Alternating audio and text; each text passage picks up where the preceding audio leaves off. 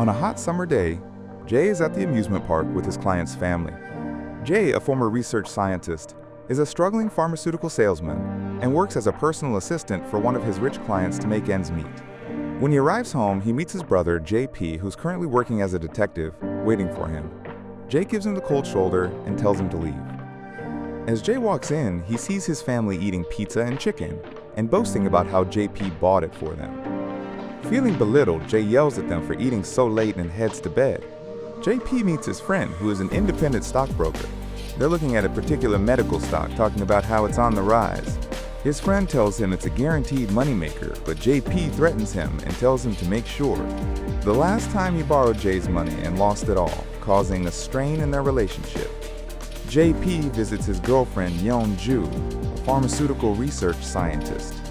He asks her to loan him some money to complete the stock trade and pay his brother back. Even though she is good friends with Jay, she can't accept the risks, and JP storms off. A couple is jogging in the morning, and when the man heads to the river, he sees a dead body floating in the water. JP heads to the river and enters the crime scene. None of the other policemen can discover the cause of death, and JP is shocked to see the corpse. During the autopsy, the doctor is puzzled. In just 2 days, the body went from being normal to being completely skin and bones, something that cannot happen in that time frame. The doctor also mentions that more of these bodies have been turning up with the same condition all over the country. The next morning, more corpses are discovered in a small river. Jay's wife wakes him up to watch the news and asks him to call JP. Jay ignores the news and gets ready for work. At the station, JP is tasked with going to a mountain region to check if there are toxic substances in the water. Jay is at the golf course as a caddy for his client. The group notices Jay's client is drinking a lot of water. He brushes off the group's concerns and they drive off. When they reach the next hole, the client sees a pond and gets thirstier. He bolts towards it and starts to drown himself. When Jay sees him, he jumps in to save him. When he flips the client over, the body is skin and bones just like the others on the news. JP visits the mountain spring, and the director adamantly tells him the water is clean and that chemical plants are not allowed to be near the area.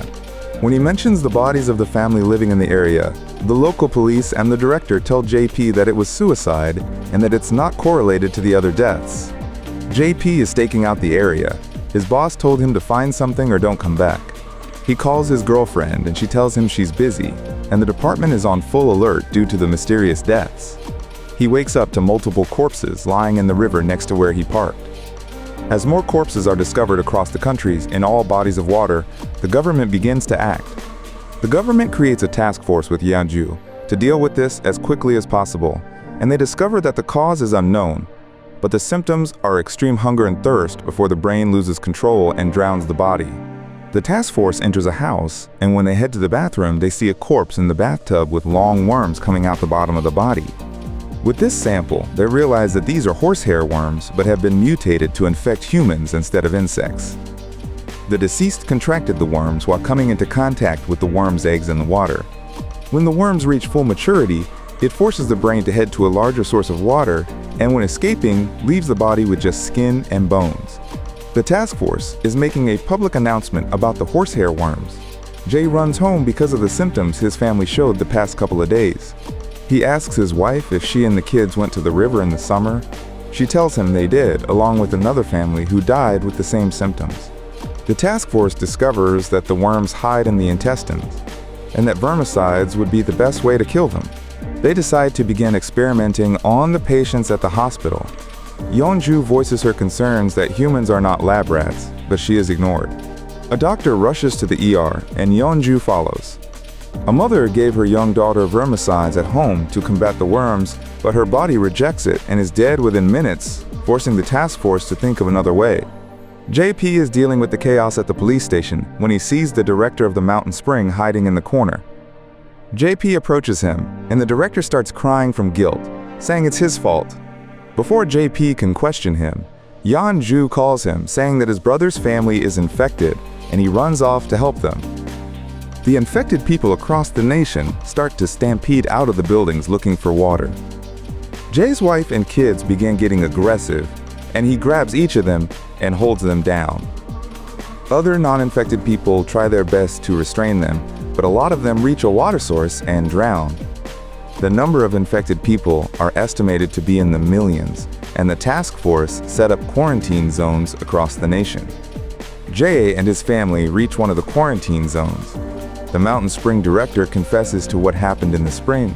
At night, he saw a group of men release dogs into the spring, and when he got close, he saw the dogs were in the same skin and bone condition. Because the spring opened up in a couple days, he refused to report the incident to maintain the profits. The task force received a call that there was a patient who recovered from the worms. The patient tells him that he took a vermicide called Windazole. The doctor states that the worm has been killed and that the patient is indeed healthy. Jay receives the intel from Yanju and runs to the pharmacy to find it, but everywhere he goes it's out of stock. He rushes to his workplace to see if they carry any in stock, but his boss informs him that it's been out of distribution since last year. The government meets the producer of Windazole and asks how much they can produce. The CEO mentions their machines are old, so it may take a week, but that they will do it as soon as possible. As the nation experiences more deaths, the task force realizes the producers of Windazole lied and have not made a single drug to distribute. The government meets with the CEO again, and he tells them that their machines are too old to produce the drug. Therefore, the government tells him to give them the formula so that they may produce it. The CEO refuses because they have a patent and cannot be forced to give away the formula, even in a state of emergency. The government makes them choose between handing the formula over with compensation or be forced to shut down and pay heavy fines. Jay's boss came into contact with someone who found some old Windazole. He drives over and pays the guy $1,000 and starts to walk back to his car. Before he gets in his car, he sees a young mother and an infected baby.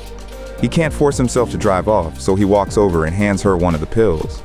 Unfortunately, he is spotted by the crowd of people, and they swarm him knowing he has the drug. He loses the drug, and when the police come to break up the crowd, all the pills are destroyed. The CEO comes back to the government with an answer and tells them his investors reject their offer. JP meets his stockbrokering friend and gives him some new intel about the stock they were looking at earlier. He reveals that the people who bought a lot of the stocks do look shady except one. A farmer who bought a lot of shares happens to have a son who works at the company that produces Windazole. The CEO decides to put a deal on the table with the government. He tells them to buy the company outright so that the investors are happy and that they get the formula. The head of the task force calls the Prime Minister and tells him that even if the infected are away from any water source, in a couple of days the worms will make their way out of the body themselves. After the phone call, the Prime Minister accepts the deal to buy the company for $5 billion. Jay gets a call from his brother. He tells him he knows where they're storing the medicine. JP found the man who bought a lot of the stock and interrogated him. He tells him the Windazole company planned this from the start. Originally trying to find a cure for Alzheimer's, they instead succeeded in creating mutated horsehair worms. The company was bought out and forced the research team to disband. And to get revenge, they decided to hide the drug and create demand by releasing the worms. Jay meets JP at an abandoned warehouse. They run inside and locate the stored boxes. As Jay is about to take one, JP smells alcohol, and someone throws a match onto the boxes, lighting them up instantly. Jay is devastated and tries to get a box, but due to the fire, he can't get close. JP tries his best to break the door down, but gets hit in the head with debris. Jay saves his brother and tries to make an escape for them until he passes out. Yanju crashes her car through the door, rescuing them. After regaining consciousness, Jay runs back into the building to see if any Windazole survived. When he sees the pile of ash, he realizes he failed his family and breaks down. He gets a phone call from his wife, and she says the police are going to take all of their phones away now, so she wanted to say goodbye. She tells him not to blame himself and that he was a good man. Jay has a flashback of him teaching his kids chemistry. He realizes that if he can get to the chemicals in the formula, the other pharmaceutical companies can make a quicker knockoff version. Jay and JP head to the location where the chemicals are, but Jay drops him off to check on his wife and kids. He arrives at the Windazole headquarters and tells the crowd he can save everyone if they help him inside. The crowd makes a path for him, and he starts driving the truck through the gates. The Prime Minister gets notified of the CEO's plan and stops the deal. Jay's wife looks at the ceiling and notices water sprinklers that can be set off. She gets tempted but knows that if she releases it, it will kill everyone in the building. Jay takes one of the researchers and finds the location of the chemicals. He and the researcher start moving the chemicals to the truck. When JP arrives at the quarantine zone, he sees all the infected trying to set off the sprinklers and runs to shut off the water. When Jay drops off the chemicals, the pharmaceutical companies in the nation just have to add the chemical into whatever vermicide drug they're producing now to get it released by the evening. Jay enters the quarantine zone and reunites with his family. The government finishes production and sends the medicine nationwide. Jay and his family enjoy a nice day at the amusement park and plan to go on vacation abroad, somewhere with a lot of pharmacies.